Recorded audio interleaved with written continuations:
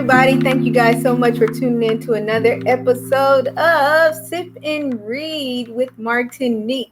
I am so excited that you have decided to join the show today. I'm your host, Martinique Brown, and if this is your first time ever tuning into the show, thank you so much for tuning in. We have been talking about this book by Gene Simmons. Yes, Gene Simmons, the band member in Kiss. His book is called Me Incorporated. It says, build an army of one, unleash your inner rock god, win in life and business. This is such a good book. So with Sip and Read, if you never watched the show before, what I do is I talk about a book that I think is really good. You know, it can be a relationship book. It can be a business book, which this book is the business book. It can be any genre of book that I'm really interested in, and I talk about those chapters. I just give you a summary of those chapters and help you have a better understanding of the book to either encourage you to read the book and to let you know a little bit more about the book. I'm so happy to bring these two chapters, well, actually 3 chapters, because we're talking about chapters 3 through 5, these 3 chapters to you. It is just so good. So I know you're tired of me hearing how good it is, but like I said, if this is your first time ever joining the show, make sure you go ahead and share this video now so that more individuals can have a better understanding what this show is about, as well as what this book is about, so they can make a better decision if they want to read this book or not. I actually first read this book through an audio book, and I actually got it from my library. If you are a member of your library, you have a library card, utilize that library. I'm telling you, Gene talks about that in his book as well. Another way that we make this show a lot more engaging and entertaining is when you actually post comments, ask questions, and it's just a lot more interactive. Also, make sure you follow me on Instagram, subscribe to my YouTube channel, and if you truly enjoy these shows that I create, make sure you go ahead and give a financial gift to my Cash App or even my GoFundMe page. All of my information, all of my links are in the description box. So there's no excuse. So we got a lot to cover, Do y'all see my new backdrop? I just love it. So I actually did this myself. Painted this part. Spray paint. I'm falling in love with spray paint. Go spray paint. So if you're in the house, if you're watching the show, make sure you go ahead and let me know you watching. Let me know. Say hello. Say, hey, Martinique, how you doing, girl? So let's go ahead and get started. So we're going to start with chapter 3. So chapter 3 is entitled Discovering TV and American Culture. If you ever need to catch up on any of the episodes, make sure you go to my YouTube channel and you can catch up on the previous chapters that has already been discussed. If you know my show, you know that I hate recapping. That's why I like to just point people to my YouTube channel and then they can just catch up from there. So Gene is actually talking about this in this chapter, Discovering TV and the American Culture. So around the age of 10, Gene and his mother actually moved into an apartment with, and that's when they moved into their own apartment, because in the previous chapters, you know, he was just talking about living with his uncles. So they got their own small TV for their home. And for Gene, television back then, you know, it really just showed him that there's no limitations, you know, to his life, you know, at such an early age. So there, you know, there is no idea that is too outlandish to pursue in business and life. And this is what he got from television, you know, because he didn't have television before the age of 8, before he came to America.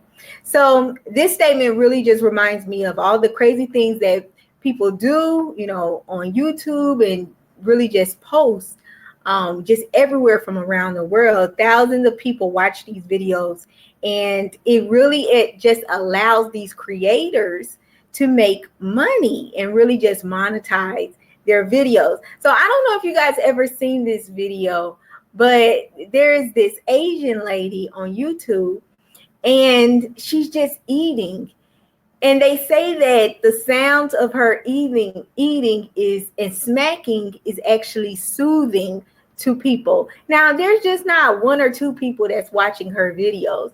There are millions of people watching these videos, and I just don't understand it.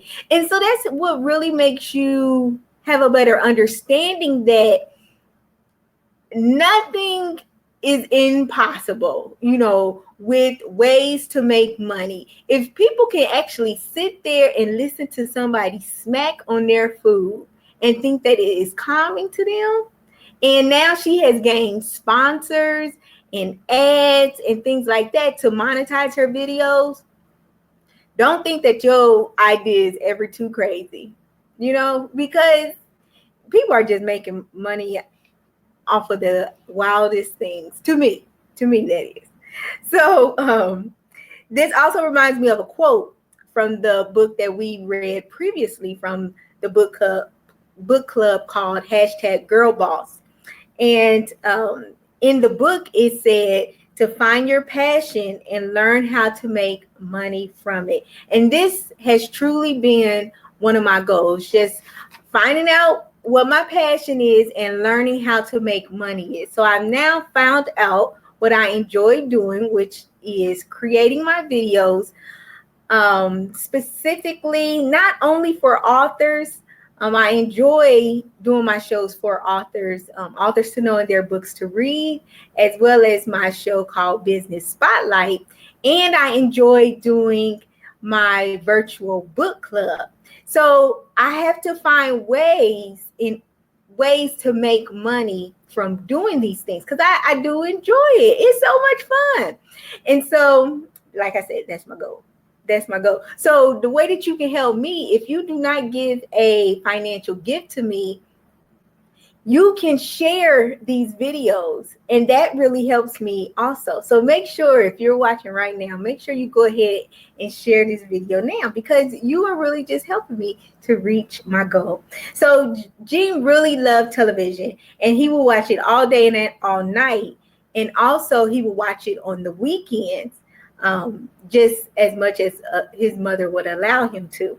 So TV really just taught Gene how to speak with a mid-Atlantic accent. He also says that this accent is the sound of American English as spoken by his newscasters around the country. And so I really thought it was cool that he pointed that out, that this is how he learned English, from watching television. And that's actually something I've heard a lot of people from different countries that don't know how to speak English has said before. And so I just think that that's, just great ambition, to be able to tap into something that's really going to teach you how to move you to that next level. So Gene also, he didn't know a word of English. So that's why he had to, he really focused on watching television and getting the accent that he wanted to have. And so he was actually mimicking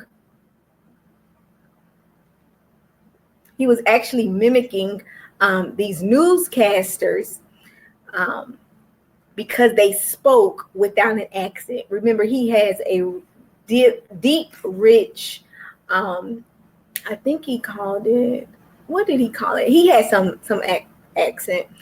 Correct me, tell me what it is, because he's from Israel. So another thing that was important that Gene realized and took advantage of was when he was 9 years old, he saw that the library was his friend. He saw that the library was free. And this is such an important point.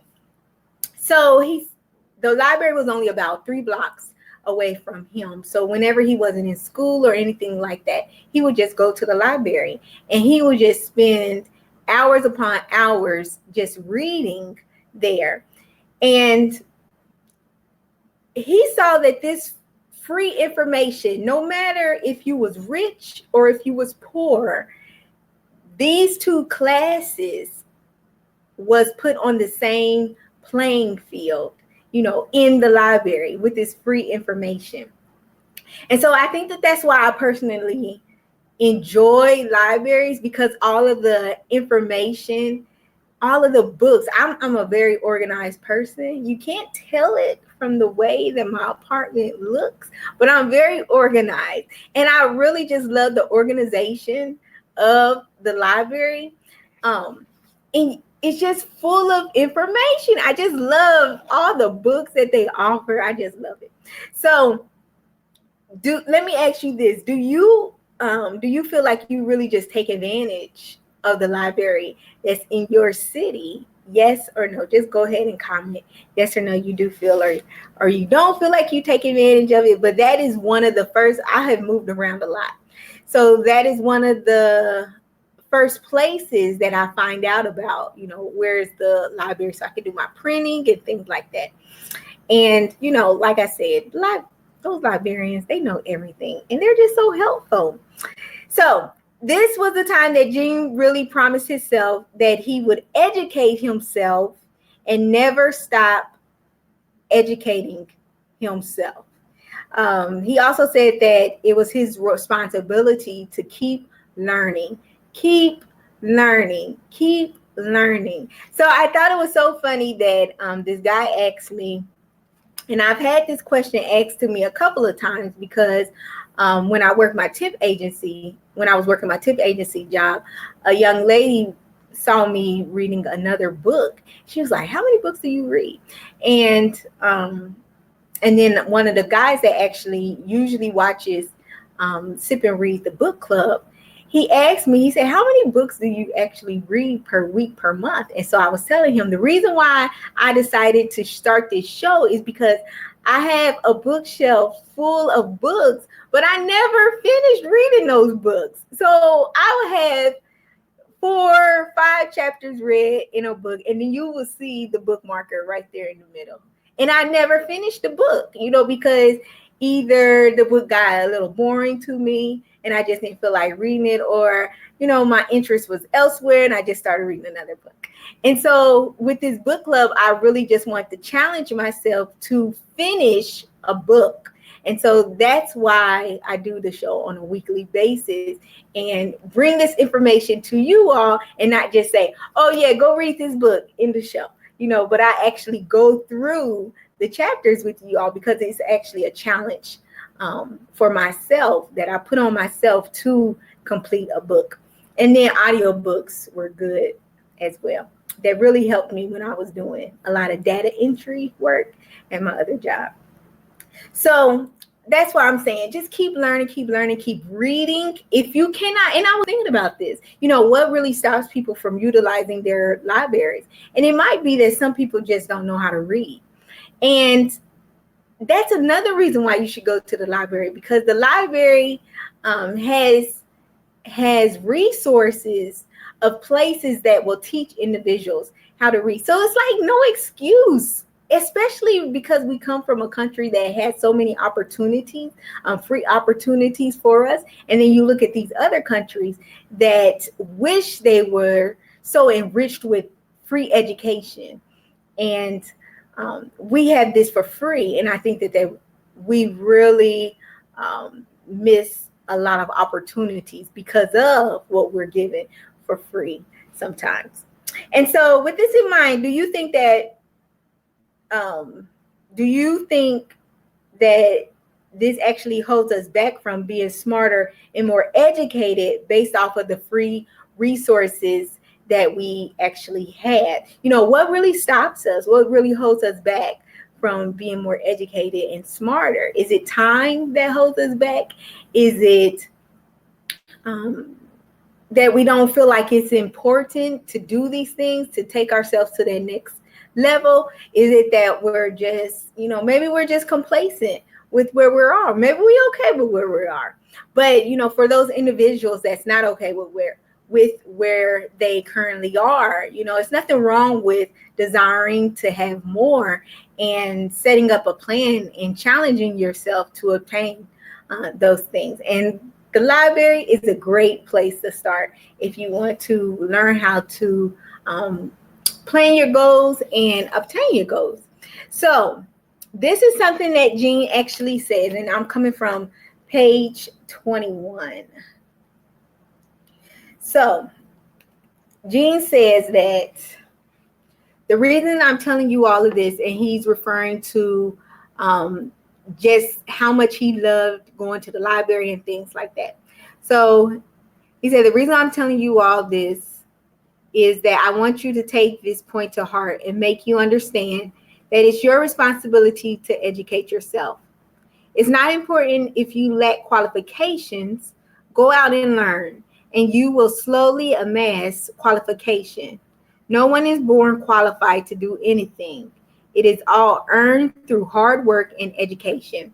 So now, like I said before, I actually listened to this book through the audio, and it was Gene Simmons that was actually reading that book. And it was cool to hear him, be able to express it and, with his own tone and expressions and things like that. But you could really just hear from the things he, when he was reading that part of the book, how passionate he was about it, just going out there and educating yourself and not having any excuses of why you don't know how to do something that you want to pursue. So another thing that was really pivotal in Gene's life was, and I'm coming from page 23. So Gene says, at the age of 14, I promised myself I was going to make something of myself, if only to make sure my mother would never have to work again. Within 8 years, I would be able to substantially improve my mother's life. A few years after that, she would never have to work another day. And so that was, just something that he promised himself at the age of 14. So Gene said that he learned his work ethic from his mother. And he actually mentioned that before in the previous chapters, that he learned his, strong work ethic from his mother. And his mother actually worked in a sweatshop where she was sew on buttons on a coat. And she was earning half of a penny per button she sewed on a coat. So let's just let that sink in. Half of a penny of these buttons that you are sewing onto a coat. And a coat will only have about 6 to 8 buttons per coat. And, I need to really just use that as my motivation when I don't feel like driving for Uber. I need to tap into my mother, Jean, because she did this over and over and over. And sometimes I just get so bored with like how routine sometimes my life is, especially with my driving, because it's not so much that it's boring, but it's not something that I'm passionate about. I don't enjoy doing it. I just enjoy making immediate cash. That's what I enjoy. And so that's why I said my goal is to I have my passion, but to learn how to make money from my passion. So another thing is we're just going to go ahead and move to chapter 4. Now, the thing with Gene, with his book, he doesn't write long chapters, and that is such a great thing. So, talking about, how TV influenced him, also him pushing himself, and challenging himself to make money for himself, as well as going to the library and just becoming an avid reader. That was chapter 3. So in chapter 4, he entitled it Discovering Junior Achievement and Learning About the Capitalist Business Model. So at this age, during this time, Gene actually enrolled in Junior Achievement. And if you haven't heard of this organization, I just hope that you Google it so that you can learn a little bit more about it. And it's actually nationwide, but it is for young people to help them learn different business skill sets to really just challenge them to possibly become an entrepreneur and learn other skills that you don't always learn in school. So in junior achievement, Jean learned about, price of goods, stocks and company, how to budget, and how to make a profit in the end. Also, some of Jean's earliest jobs during this time was delivering newspaper. Now, remember, he's only about 11 or 12. He's not very, old. He's still a little kid. And so he was delivering newspapers and he was working at a butcher block. So like I said, Gene has a strong work ethic. And like he told us before, he got this from his mother.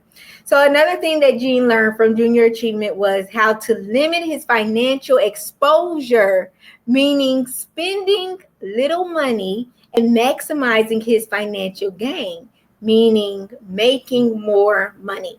So that is something that we all need to teach our kids, our nieces and nephews, anybody that we have around us that are of younger ages, so that they will have that discipline within themselves. He also learned through the mock of a cookie company him and his group created. So those skills that those things that I just mentioned, he actually learned those things in junior achievement when they created their mock cookie company.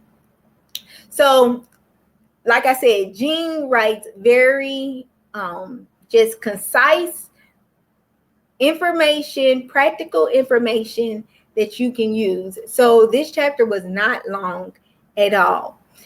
So chapter five is actually entitled My Early Jobs and Their Influence on Me as an Entrepreneur. So this is a very good chapter. It's a very motivating chapter. So I enjoy reading it a lot because it really just, not only do we hear how much of a strong work ethic Gene has, but from this chapter, we have a better understanding of his go-getter attitude and just his persistence, in making money and how he did it, and just being creative. And like I said, being a hard worker. So Gene actually graduated from high school in 1968, and he moved to upstate New York to attend Sullivan County Community College. In the summer, when he wasn't in class, he worked part-time in Manhattan. And by this time, he understood the motto, spend little, earn more. Let's say it together, y'all. Spend little, earn more. And he also says, and this is just coming from page 29. So this book is actually from the library. You see this? Library barcode right here. So yeah, so every time I have to reference this is because it's just too long to write. Too long to write. And then also, it's just easier to read it from the book. So Gene says, have the skills to earn money. He says, have the skills to earn. So he talked about, spend little and earn more. And then he says, have the skills to earn myself more money, know where to go to sell those skills, educate myself, learn people skills, learn language skills. So, not only did he implement spend less, make more money, but he also implemented these things, just throughout his entrepreneurial, lifetime. So in junior high school, he noticed that all the girls actually took typing and stenography classes. So he actually enrolled in both of those classes in order to improve his skill. And that's another thing that I noticed that Gene does. He bounces around um, in his storytelling. So, like I said, he actually graduated from high school, and then he started talking about during junior high, junior high school. So he bounces around, but if you just stick with him, read on, you'll have a better understanding of why he goes back to like his previous days. So he says in junior high school, he noticed all the girls took typing and stenography classes. So, like I said, he actually enrolled in both of those classes so that he could improve his skills. And also because the class was full of girls. So, during the summer of 1968, he got a job at a temp agency, which is now called Kelly Services. So, because Gene was so fast at Steno, he was getting paid to listen to recordings and to type those recordings out. And this actually paid him $50 to $75 per week as a part-time job. He also worked the night shift from 8 p.m. until 6 a.m. And that's 10 hours. It's a 10-hour work day at a law firm on Wall Street, where he actually did filing and he did office work and typed some reports. So when I read that section, I was like, 8 p.m. to 6 a.m., what type of law firm is open? But, maybe he built a relationship with them and he got their key and was able to just go in. I don't know. But he actually went to bed around 8 a.m. and woke up around 2 p.m. So like I said, this helps us to really see Gene's sleep schedule, his work schedule, everything, to have a better understanding of this work ethic that he discussed earlier. So while in college, he didn't have a car because he thought it was a waste of money, along with living off campus. Also, he was at Sullivan, also while he was still at Sullivan Community College, he started in Zakarian Brothers, and it was actually a warehouse. So he started as a warehouse worker, just carrying boxes back and forth. And so then eventually he was moved up to a manager of the floor activities. So now this brought him in another $100 to $150 per week. And so I like the fact that Gene tells us how much he's bringing in with these various jobs that he has. So since he types so fast, he started a typing services while he was in college. And he was charging students 50 cents per page to type their papers. So in a course of an hour, he could make about $10. And that was 7 to 8 times the minimum, 7 to 8 times more that the minimum wage was actually paying him. And, we can look at, in 2019, we look at that, like, oh, that's not any money, but we got to think, this is back in the late 60s that he's making money like this. And on the weekends, when he wasn't typing, he was a lifeguard at a hotel. And this job paid him about $70 to $100 per week because he was a lifeguard there. He was actually also reading for bingo to women, and the women will also tip him. So we can really just see that Gene was a hustler. That's what we call it, this day and age, somebody that got that side job, multiple side jobs, and Gene was a hustler. That's all we can say. And he was very creative in having in how he made his money, and he wasn't ashamed. He didn't allow, the stereotypical jobs of, being a typist, being somebody that did steno. A lot of times we look at those clerical jobs as a female job, and Gene was like, I don't care. Shoot, it's making me money, so I'm gonna do it. I know I'm good at it. So that's what I really commend Gene in. So at the age of 19, Gene actually joined a college rock band. So I know that, people might be thinking like, well, when does the musical part of Gene come in this book? It's coming in right now, chapter 5. So like I said, at the age of 19, Gene actually, hey, Regina, what role do you think race plays in, what? Such a heavy question. I think that, what role? You tell me, Regina. You first tell me what you think, and then after you post your response, I'm gonna tell you what I think. But I'm gonna continue on with this, and if I am just stumbling over my words. If anybody else is watching, you go ahead and make your comment as well in what you think race plays in entrepreneurship. So, so at the age of 19, Gene actually joined a college rock band called Bullfrog Bear, and they actually played at beer bashes, and was playing songs of the day, and some of the songs that Gene actually wrote. So I thought that was cool, that he was writing songs, and they were playing some of his songs. But I feel like Gene really just skipped over his interest in music.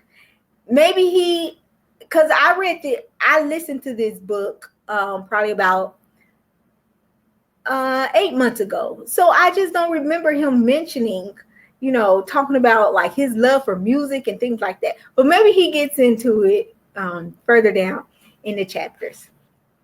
But Regina, what you think? You tell me what you think the role race plays in entrepreneurship. If you don't tell me, that's fine. I'll tell you. But I just want to get finished with this section right here. So, his band was actually getting $150 to $300 for playing at those events. And sometimes they were actually playing 2 nights on the weekend. When the money was split up amongst the band members, Gene was making another $75 to $150. So I'm not going to look at Regina's comment yet, but I'm going to let you all know how I think race plays in entrepreneurship. So the first thing I think about is with entrepreneurship is dedication and ambition. I feel that regardless of what race you are, I think that 2 things. If you grew up in a household where it was encouraged that you pursue the things that you're interested in, when you weren't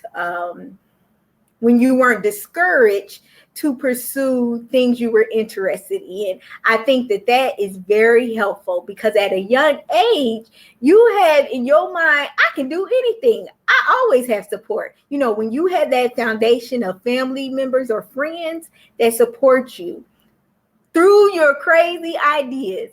And I can honestly say that that's what I've had in my childhood. I've always had all these ideas of how to make money. And my family members are so patient with me, because they have never said, oh, that's not going to work. And they've never said, oh, we won't support you in that. But it's just like, okay, Martinique. Now, in their mind, they be probably thinking, oh, here she go again. And so that's one thing that I think is very helpful, regardless of your ethnicity. That's very helpful to just keep you motivated, because you know that you had that support system. If you did not have that support system when you were younger to help you build that foundation of confidence, I think that we have so many resources out here nowadays. We have podcasts, we have books, and as we're older, we have a decision who we surround ourselves with that's going to encourage and really strengthen the ideas that we have. So, like I said, maybe you don't have that foundation of encouraging people to lift you up and to push you and to motivate you and to help you in the ideas that you may have in order to become an entrepreneur. But you have the choice now. You have the resources now, so instead of listening to music on YouTube, maybe you should be typing in motivational speeches, something that's really just going to feed into you, that constantly reminds you, I can do this, I can do this, I can do this. So that's one thing I think, regardless of what I think, that puts us all on an even field, because if you had that determination within yourself, nobody can stop you from pursuing it. So that's that. With another thing with entrepreneurship is, I think, having readily those resources, maybe those financial resources. I just think it depends on what family you come from. So regardless if you're Black or if you're Asian or Hispanic or white, we got poor people on all those sides. We got rich people on all those sides. And we have people that have planned for their child's future so that maybe they can use that money that those parents or grandparents have set aside for that person to use for those endeavors that they try to pursue.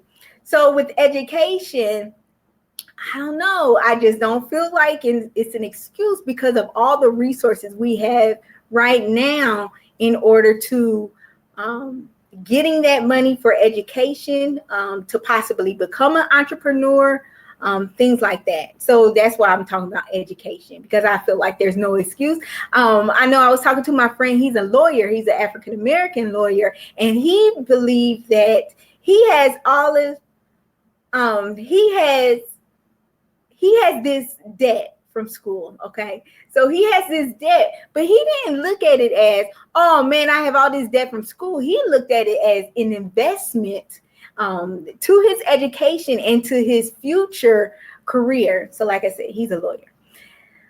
So that's how I feel about the education piece of it. I think about like maybe a venture capitalist, like just getting that money from other investors and things like that. I think that, I don't know if it's a Black or white thing, or if it's an ethnicity thing. I do think that there are some things that we don't, like parents of certain ethnicities maybe don't teach their kids about. So one thing that I do have in my mind that is Black and white is investments. And you tell me, if you're a white person and you're watching this, you let me know, is this totally wrong? You just tell me. Or if you're a Black person or Hispanic, Asian, you tell me. If you say, Martinique, you are totally wrong, and this is why. So type it out. So I feel like with investing, you just majority of the time you see investors being white. So I would think that these white investors are teaching their kids how to invest. Okay. And like I said, I rarely see investors of other ethnicities. So I wonder, we can't teach our kids something that we don't know about.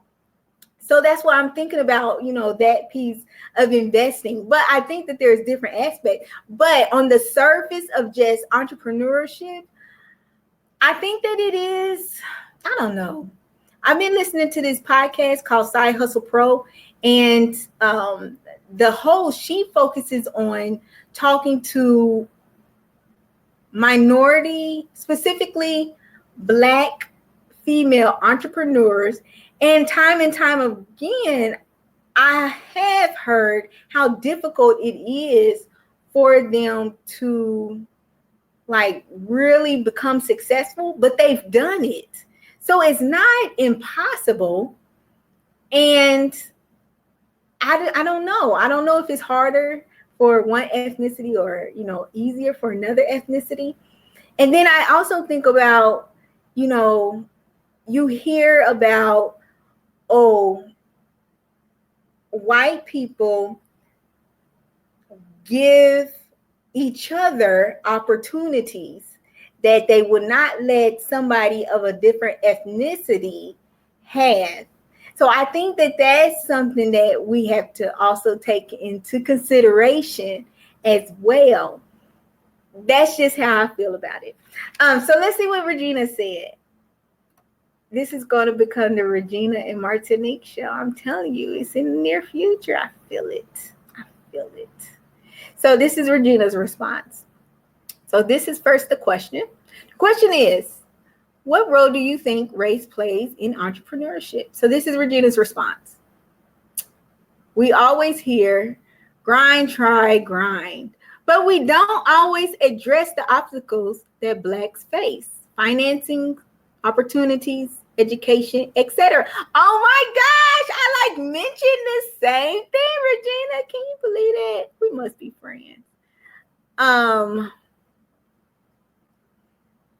Let's see. So then she says, more whites are set up with inheritance. That's a good one. More whites are set up with inheritance and are able to get loans. I didn't think about that. I forgot all about that, Regina. I wish I could jump on and speak. Let's see if we can have you jump. Do you feel appropriate, like head and face and everything appropriate? I can send you a link. Let me know if you want me to do that, Regina. Say yay or nay. Say yay or nay. And then you can jump on. I got the technology to do that. Look at the data, Martinique. Okay. I just feel like this is such a funny statement. Look at the data, Martinique. The information isn't hidden. Let's see. I didn't say it was impossible. I said, what role does race play? I'm just saying to not paint an unrealistic picture. I smell you. Oh, she said yes. It's not just dreaming and the world is your oyster. See, that's just the optimistic side in me. Okay, so we about to do something different, y'all. We about to bring Regina Bina on board. Let's see if we can do this, Regina Bina. Let's see, Regina. We can do this. Let's see.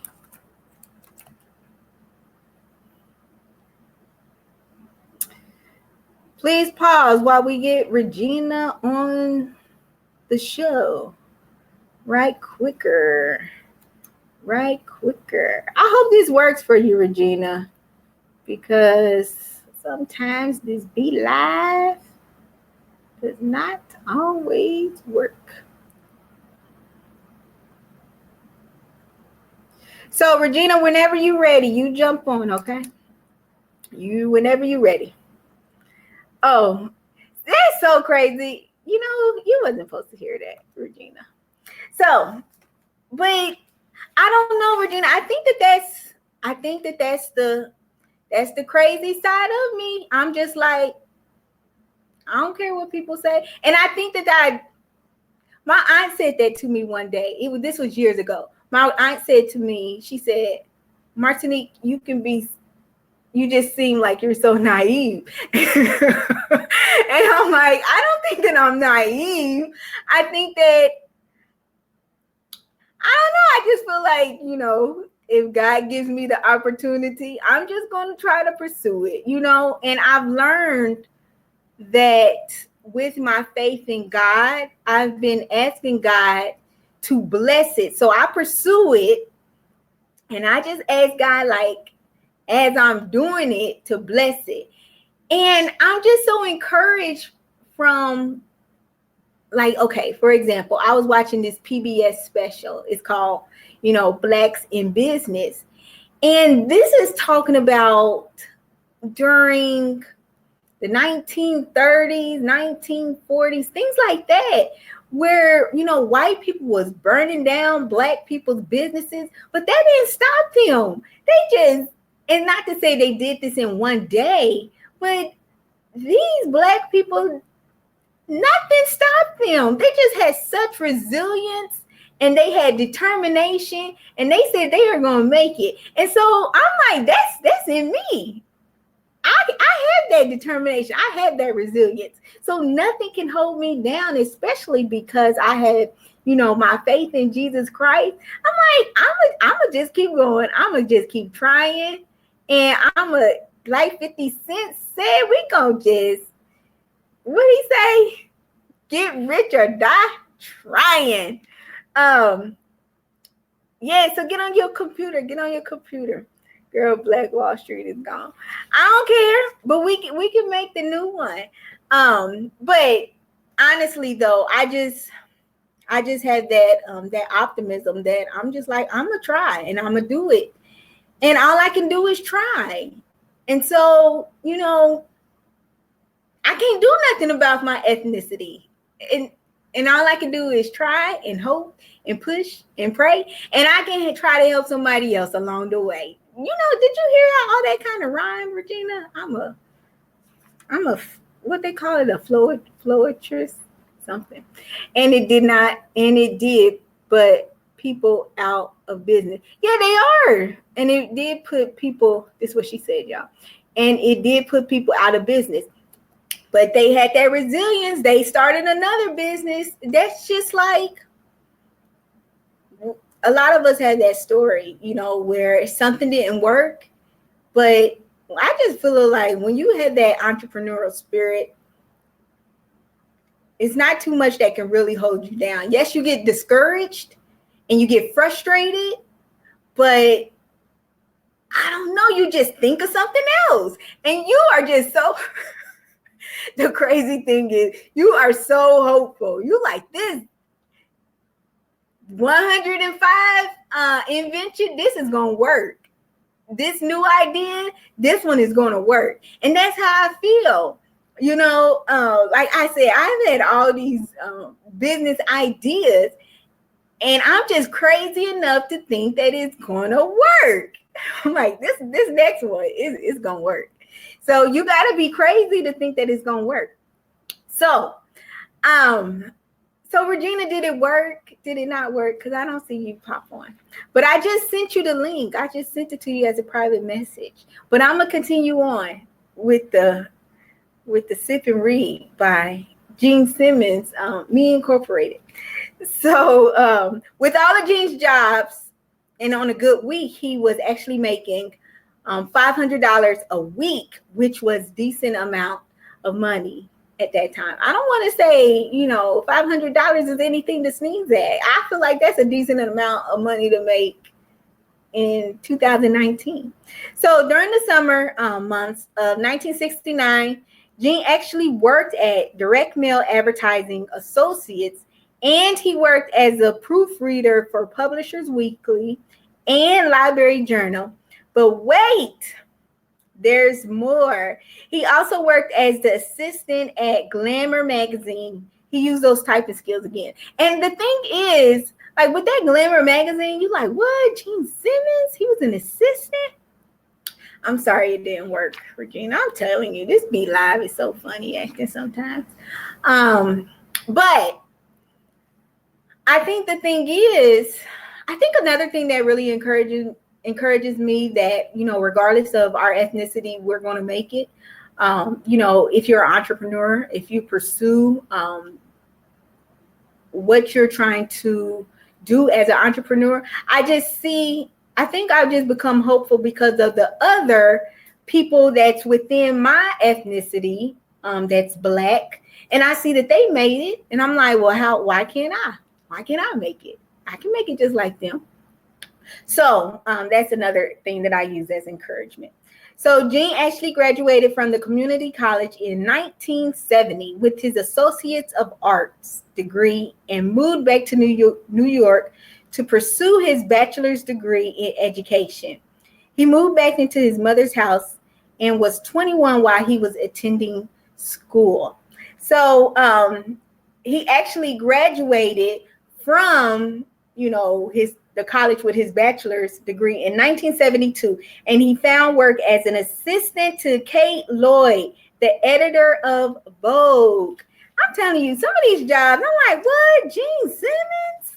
The guy with kids, like Gene Simmons? But yeah, he worked these different jobs, and they were clerical jobs, and I just think that Gene was like, I don't care. So Gene was actually making so much money now that he was able to loan his mother and his new stepfather, Eli, some money. And a few years later, after that, he was able to buy his mother a house and a car. So Gene was in that money.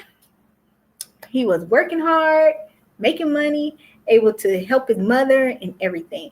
So because of Gene's 4-hour round trip commute from his mom's house to his classes, it really just left little time for a part-time job as well as any other activities. But he did start another band called Wicked Lester with 2 other guys that he actually knew. And during this time, he came up with a way to make money in buying and selling comic books. So now, if I didn't tell you guys this before, Gene loved reading comic books, and he still does love reading comic books. That's what he said in his book. But he said he really did enjoy reading comic books.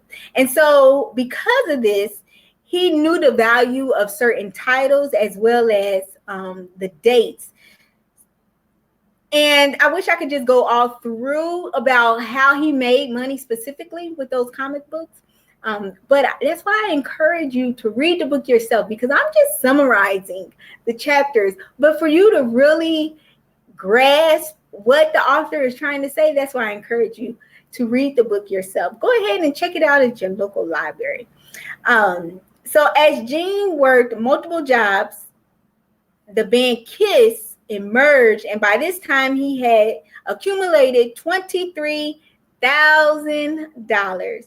And within a year and a half, the band was taking more and more of his time, and they were playing in Anaheim Stadium in California. I know I just screwed their name up, but that's okay. Y'all know what I'm talking about. So I want to leave you guys with this. This is one of the things that Gene said that I thought was really important. And this is coming from page 37. So now remember, Gene's band Kiss is playing in stadiums now. But listen to what he said. He said, but that doesn't mean it would have been wise to put all my hopes in one area, sink or swim. The lesson I learned while working 2 additional jobs alongside the band was one I would implement later, even after the band, and it was a lesson that would save me time and time again. Spread the risk, play to win. Spread the risk, play to win. And I just think that that's so important. I do hear entrepreneurs that, like take out a mortgage from their house and do all these different things, that people do. And I would just be so afraid to do that, and I think I would be afraid because I've had so many entrepreneur ideas and so many of them have not worked that I would hate to put all that money into one idea and it not work. And then I'd be totally broke. So I would be so afraid to do that. I think that that's why I start my businesses off without any money, and only fund and continue the businesses with the money that I make. I think that just helps me. But people have been successful. But I do think it was important that Gene said not to put all of your eggs in one basket, but to, and I'm hearing this, Doug, what have you missed? Doug, we're about to be over. So you got to catch the replay, Doug. It was so good. Regina, she had some good questions, and I hope that you are able to also comment on the question she asked. Her question was, what role does race play in entrepreneurship? So, but yeah, I think that's very wise for him to say, not to put all your eggs in one basket, for your different endeavors that you're pursuing for your businesses. And so I don't know. I said this before in the previous episode. Gene is worth over 300. His net worth is over $300 million, and I just think that just says something about him. But I put this question up here, Doug, so you can go ahead and comment on it. But I just think that really says something about his work ethic, and there's just some things that we can really just learn and take away from his book. So make sure that you join us next week, and maybe we can have Regina on the show so you can hear Regina's opinions about different things, because you see that they are solid opinions. But make sure you tune in next week to the show next Tuesday, 7 p.m. here on Martinique Y Brown Facebook channel. If you need to catch up on any of your episodes, make sure you go to my YouTube channel, which is Martinique the Storyteller. Catch up on your episodes there. Follow me on Instagram. Also, if you truly enjoy the shows that I create, make sure you go ahead and give a financial gift to my Cash App, or you can even go to my GoFundMe page. All of my contact information, my links to everything I just mentioned is in the description box. Hope you guys have a great night, and I'll talk to you all later. Bye-bye.